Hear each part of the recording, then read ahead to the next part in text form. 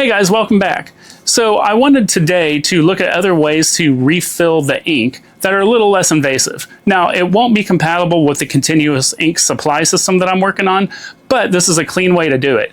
Some other YouTubers I have seen have been doing other methods, and I wanted to go over those as well and kind of introduce my own hybrid version. One of those was Casey Gonzalez. I know he was early to the scene with this, and I appreciate his work on it. Another one that I saw was Razor Laser, and I'll put links to them down below so you can see how they do it.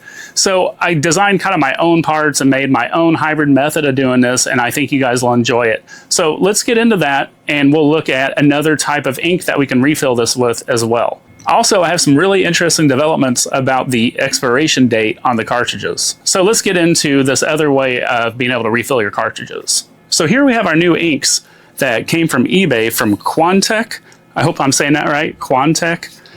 And we're going to be filling up our cartridges with this ink, and we're going to run some test prints, and we're going to see how well it works. I know people have been using this already in theirs, so my confidence is really high that it's going to be just fine in there. But we're going to run it through some tests anyway and make sure that everything is perfect. Okay, let's refill this white first. So the first thing that we want to do, see these little tabs on here? We want to clip these. It's real easy to do. You just need some flush cutters, and these work great for this. So we're just going to go through and we're going to pinch right here. It's going to chop that. Then we're going to pinch right here. And then we're going to pinch right here. We're just severing the connection between those.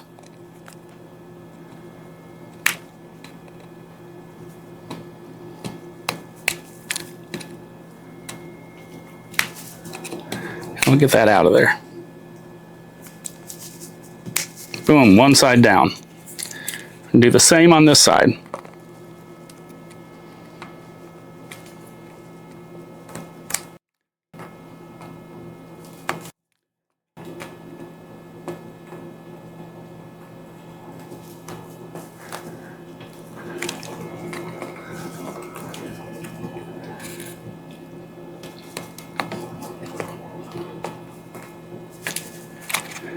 That up and then just clip this out.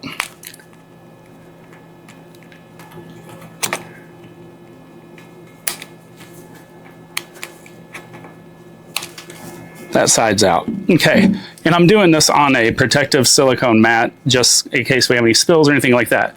Now that I've clipped that off, I'm gonna go ahead and put on gloves to do this safely because we don't want this ink on our hands. Okay, so the first thing we're gonna do here is we're gonna remove this from the outer shell. And it is very tight on there. It's going to kind of start wiggling a little bit back and forth.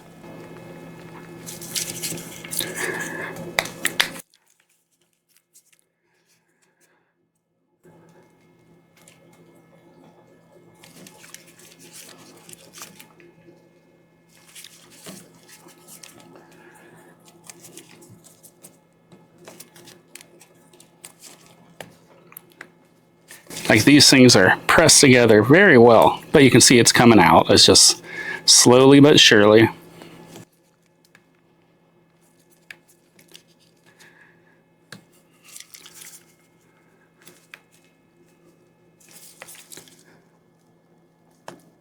And we're getting there.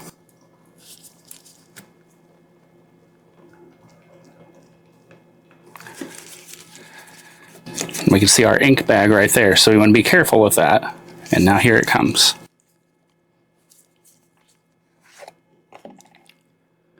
Now we've got it out. Right here we can see where we're going to inject ink. Right up top we've got a little fill port. So at the bottom, this is where we're going to pull it out. There's a couple of tricks to this, and I'm going to show them now. So I made these parts, and these will be linked below. These all come in handy for refilling with this method. So up first, we've got our little funnel and our depressor for the spring-loaded flap down here. So this, you've got your little slots here. You're just going to insert this down into there. And the reason why I made this two pieces is because this would be really hard to print without supports inside of there. But this way, it just slides down in, you slot down in there, and you're ready to go. So to start draining, we're going to put this down inside of our little bottle here. I'll have links to all this down below, of course. And we're going to go ahead. We're going to take off this top cover. We don't need this little film on here right now. Just carefully remove this.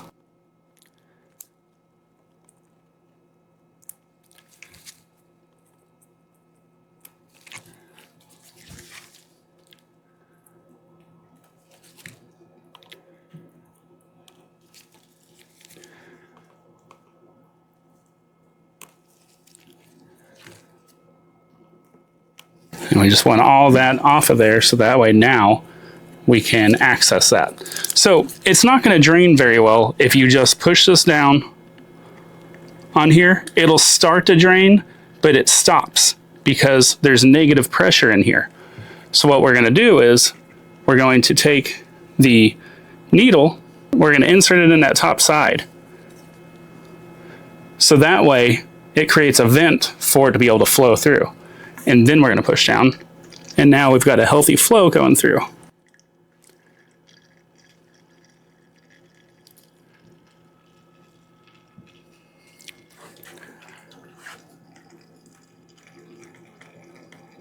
Make sure you're wearing nitrile gloves. You don't want to get any of this on you. I definitely want to emphasize that point. And also my workshop is very well ventilated. So I have it ventilated for all the 3D printing, and I'm adding even more because of lasers and stuff like that. So make sure you're ventilated. Don't do it outside in the sunlight, of course, but just make sure you're well ventilated. So look, we can see here our ink level is going down. It was totally full. Now it's dropping, and we're filling it up into our little black plastic bottle.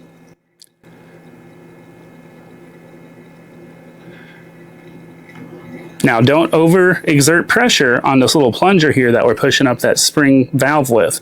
We don't want to damage any of the mechanics or the internals. I'm just lightly doing it, just enough to get it flowing. The important thing is that we want to drain out as much of the previous ink as we can, just because we don't want the new one and it to mix and maybe clump together. So we want to drain as much of that out as we can. We don't want to mix ink types.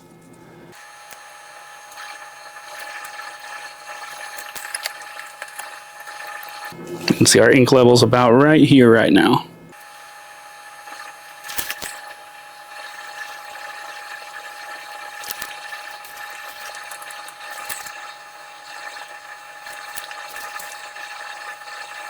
All right, and I think that's about all we're going to get from this side because it doesn't sit quite even where that flap is with the bottom. So what we're going to do is I created this other piece that will depress this for us. Because otherwise, if you try to draw this out with a needle, with a syringe, it's got negative pressure, so it's not going to let you pull that ink out. So, even better if you've got two people, but I'm just doing this by myself, so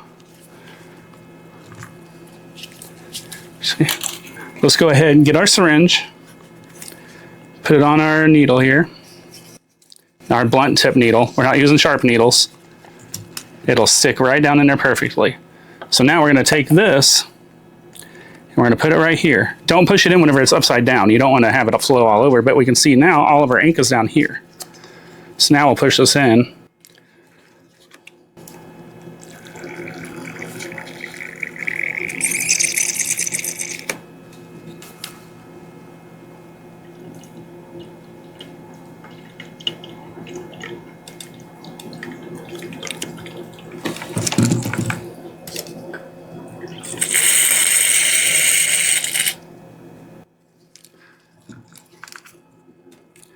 We'll depress this again.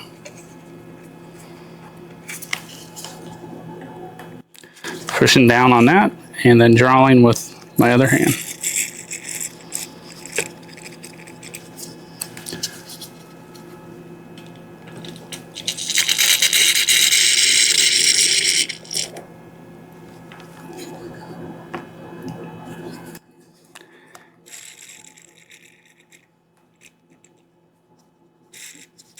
And we just want to get as much out as we can, just so that we have as little as possible getting mixed up with the other ink.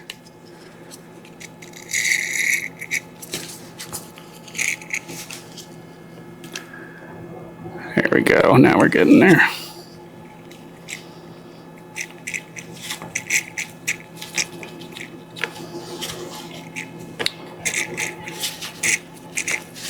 Okay, so now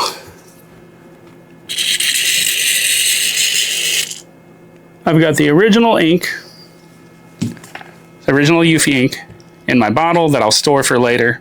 I'm going to keep that. I don't waste any of this stuff. Just get this little wipe down.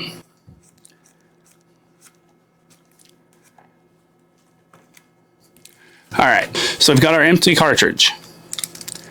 Let's get rid of this syringe because we're done drawing it out. And we've got our new syringe here that has the longer blunt tip needle. So this one's a 4-inch. So that works great for getting out the ink, the new ink. Give that a shake. This is the Quantec white.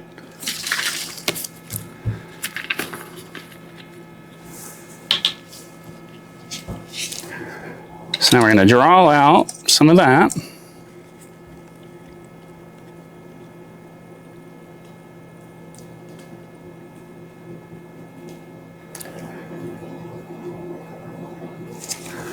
All right, now we're going to over here and start injecting. Now see, we can see the pressure is changing in there some because it is a negative pressure environment in there right now, which is fine. You can see that spring's pushing some. We just want to do this slowly. Don't go crazy and doing it all fast. So I'm going to release a little bit of the pressure in here.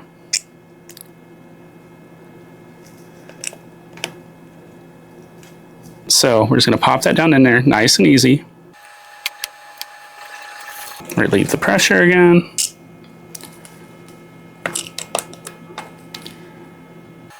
Relieve the pressure. Don't let it go down to where the ink is or else it's going to pull ink up through here. So we're getting really close here to where I'm about to call it good.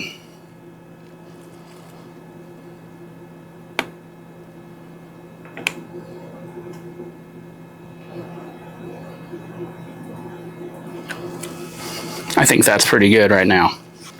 All right, clean everything up.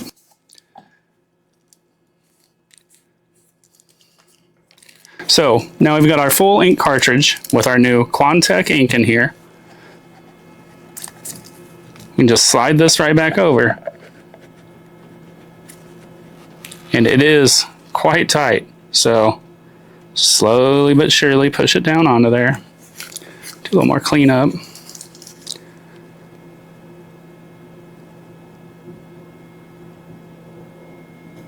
And that is not going to just slide off. It is definitely pressure fit.